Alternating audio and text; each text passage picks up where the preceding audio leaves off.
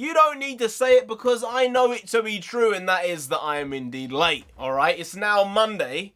The shenanigans I'm going to be talking about happened on Saturday, but that's just how we roll here. Be sure that it's going to come.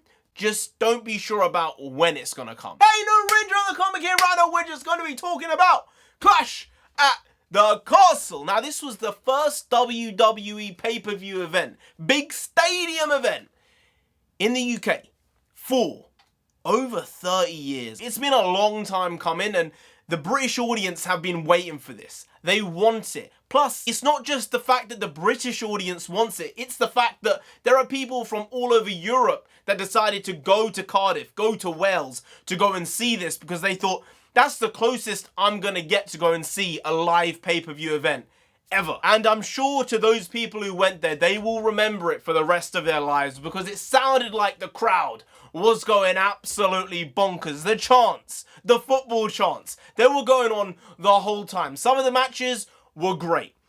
A couple of the matches were not very good. And I don't really want to say anything else other than that about the matches that were shit because they were shit. I don't want to go into them. I don't want to give them time because it's just wasting your and my time at the same time. And that's not good at all. So we'll start off with the first match of the night. Damage Control, this new faction with Bayley, Io Sky, Dakota Kai.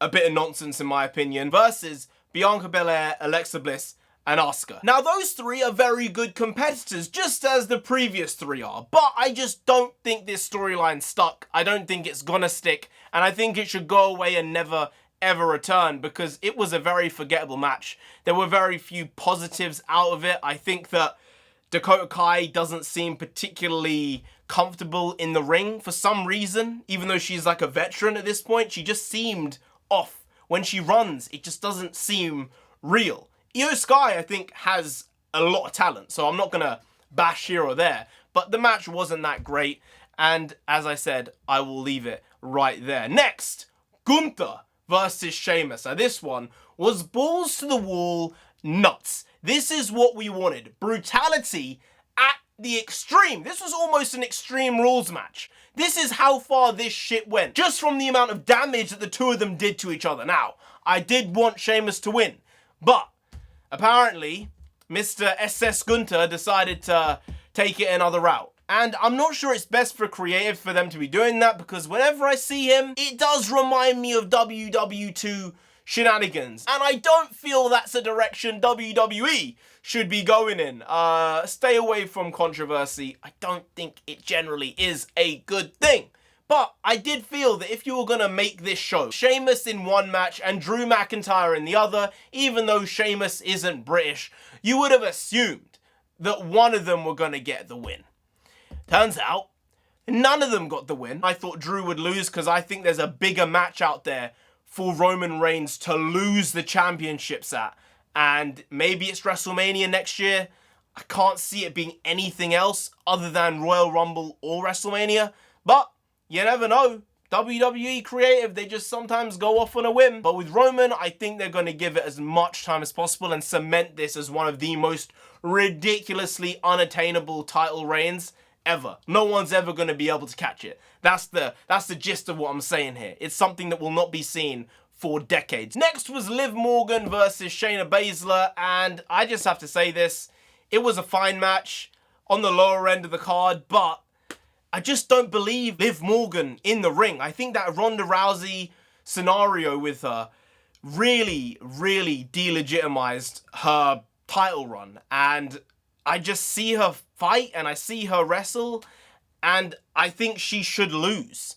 When she wins, I understand it's the underdog story to a degree, but I can see the WWE Universe turning on her in a couple of weeks, a couple of months, and her being a heel rather than a face, and she might be able to pull off a heel, but I don't think the title should stay with her for that much longer. I think Shayna Baszler would have been a decent person for her to lose it to and then set up a match with Ronda Rousey down the line.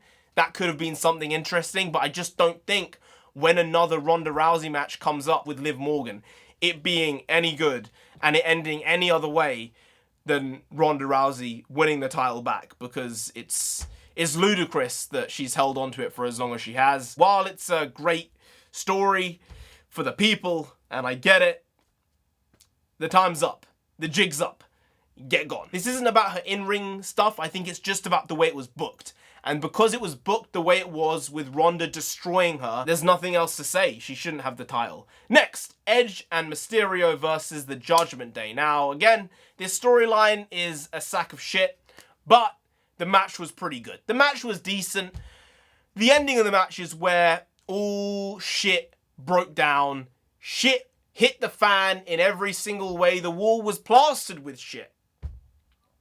But it was exactly what I anticipated to happen.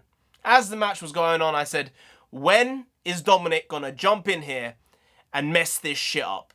When is he gonna do it? Because I could see from the previous weeks, they'd been selling this animosity between Edge and Dominic. Dominic feeling passive-aggressive towards the scenario of his dad picking Edge over him. So when he kicked Edge in the balls, that was expected by me, but I'm sure unexpected by most people.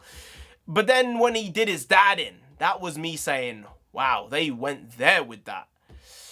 Hey, I'm not sure I would have done that, but you want to create a heel in an instant, get an ungrateful kid, you know?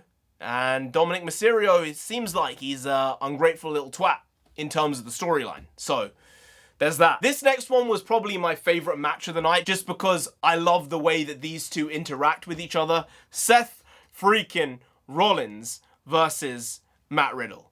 Now, this one was going back and forth, and there were moments that I thought, oh no, Riddle's gonna win this one. They really paced the match well. They gave everyone their time. They made sure they didn't make it one-sided. And when Seth came up with the win, he curb stomped him from like the second rope. I said, okay, that's it. That's it. They're going to end it on that. And it showed how far Seth had to go to beat Riddle. You know, a second rope curb stomp. It's a big thing. I can't remember the last time he's done that, if he's ever done that. Maybe there's a time I'm forgetting, but he doesn't pull it out very often if he does pull it out.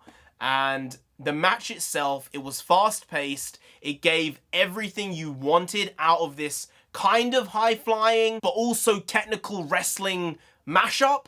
And I loved every single second of it. I would have preferred if Matt Riddle had won, but I get why Seth has to win that match. I understand it from a business standpoint. And then we have the big one, the main event. Roman Reigns versus Drew McIntyre. And this match, I think it said it went on for over 30 minutes, around about that. It deserved every second. There were moments in it where it felt a little laggy. It felt like, oh, maybe you could have just spiced it up a little bit here. But overall, it was a grueling match. There were spears. There were Superman punches. I mean, claymores. Everything was going down in this fight. And while I wanted Drew to win, I knew he wasn't going to win, but I didn't expect it to happen the way it did. I expected interference of some kind. But, you know, it wasn't from where I thought it would come from. Solo just coming out, Sikoa just coming out from underneath the ring and messing up the match. I guess he's part of the bloodline now. It makes sense. He is literal blood. He's his younger cousin. And it did feel right, but it also felt wrong. And I think that's what WWE sometimes does really well. It's that, oh, I shouldn't like this, but I kind of do. And it will be interesting to see where his career goes, because I can't see them just having him sit on the side. I can see them having him go up for a US title or IC title so they can grow the faction even more. And with Sami Zayn also in the picture as the honorary use, I think there's a chance WWE could, I'm not saying they will, there's a chance they could give the bloodline every single male title. They could do it. I don't want them to, but I wouldn't put it past them, because that would be WWE history making, Hall of Fame level iconic. That is what would happen if that were to happen with the bloodline. I said earlier that I think I know where Roman's gonna lose the titles, and I think the storyline is so strong and it's so in your face that you can't not do it. And it's a Cody Rhodes Roman Reigns match, family versus family, bloodline versus bloodline, and it could be huge. You know, Cody getting that world title for his family. Maybe he can redesign the belt, maybe take it back to a World Heavyweight Championship belt. Maybe one of them can remain as the WWE logo, like the Universal Championship, but then the World Heavyweight Championship can be the other main belt, and that would be huge. I expect it, don't let me down. So there was a lot of good stuff, a lot of average stuff, and a couple of really, really bad things with this pay-per-view, but the fact it was in the UK, I just hope next time they come to London, they come to Manchester, and maybe I'll actually be able to go. Because that would be absolute flames. Flames!